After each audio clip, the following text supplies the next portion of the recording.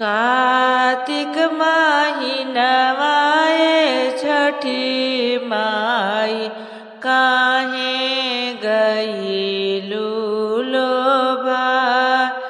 कार्तिक महीनवा छठी माई काहे गईलू लोभा।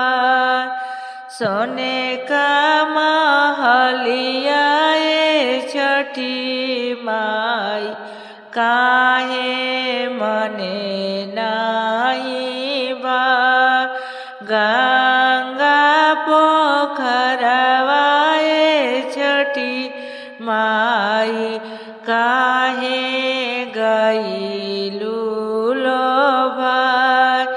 गंगा पोखरवा छठी माई काहे गईलू लोभा।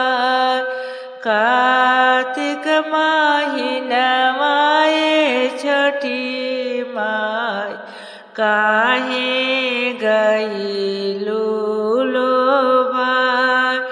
तोस कता कियावा छठी माई काहे मने नाई बा। गंगा बेदिया छठी माई काहे गईलू लोभा।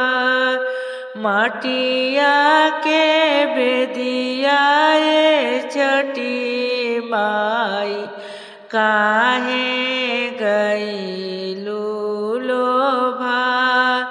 कार्तिक महीनवा छठी माई काहे गईलू लोभा। कवनो रंगवा छठी माई काहे मने नाई बा। पियरी चुनरिया छठी माई काहे गईलू लोभा।